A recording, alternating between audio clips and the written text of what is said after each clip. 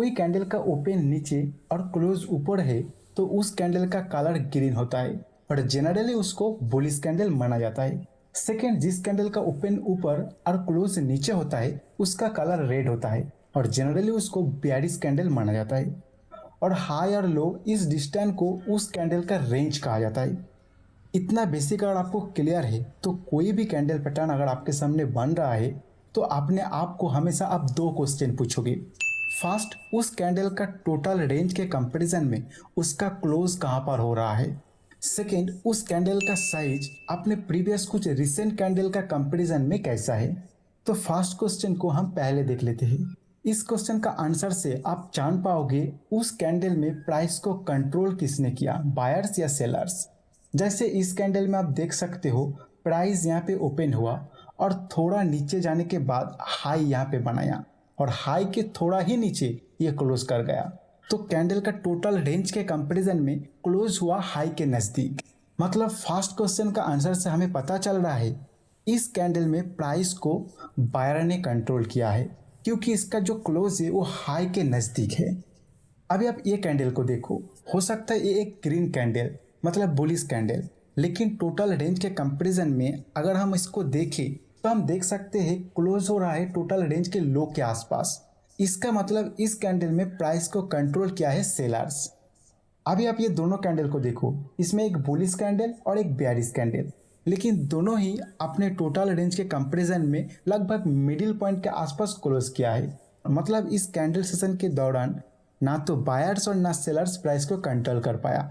तो यहाँ पे एक इनडिसीजन टाइप का प्राइस एक्शन हुआ है। तो आप याद रखिए कोई कैंडलस्टिक पैटर्न को अगर आप देख रहे हो और उसमें बाय डिसीजन ले रहे हो तो उसमें प्राइस बायर्स का कंट्रोल में होना चाहिए, और जब सेल डिसीजन ले रहे हो तो उस कैंडल में प्राइस सेलर का कंट्रोल में होना चाहिए।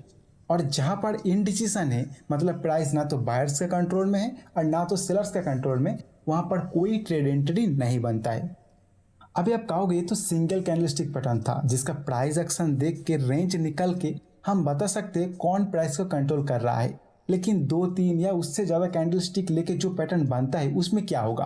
तो देखिए जब भी आप प्राइस एक्शन को देख के कैंडलस्टिक के हेल्प से प्राइस का कंट्रोल किसके हाथ है ये समझने की कोशिश करते हैं तो आपको सभी कैंडलस्टिक पैटर्न को भूल जाना है एंड लेटेस्ट कैंडल एंड कुछ रिसेंट कैंडल का बिहेवियर को देखना है। जैसे ये एक कैंडल है जो सीधा सीधा दिखाई दे रहा है, इसका क्लोज अपने टोटल रेंज के हाई के पास, मतलब बायर्स इसमें कंट्रोल में है। रियल एस्टेट का और प्राइस को पूरी तरह सेलर्स ने कंट्रोल किए थे। तो क्या प्राइस अभी पूरी तरह बायर्स के कंट्रोल में आ पाया या अभी भी सेलर्स के कंट्रोल में ही है। तो इसको देखने के लिए आपको ये तीनों कैंडल का प्राइस एक्शन को एक साथ देखना है, एक कैंडल के हिसाब से इसको देखना है, मतलब इसको एक साथ कंबाइन करना होगा और उसका प्राइस एक्शन से आपको इंटरप्रिटेशन निकालना होगा। तो अभी ये तीनों का लो हो रहा है, ये पॉइंट हाई हो रहा है, ये पॉइंट ओपन हो रहा है यहाँ पे और क्लोज हो रहा है यहाँ पे। तो अभी आपके सामने एक नया कैंडल बन के आ गया। अभी इस नया कैंडल के रेंज के हिसाब से क्लोज है रेंज के हाई के आसपास। तो आप बता सकते हो ये तीनों कैंडल के प्राइस एक्शन में प्राइस को लास्ट तक बायर्स ने ही कंट्रोल कर लिया।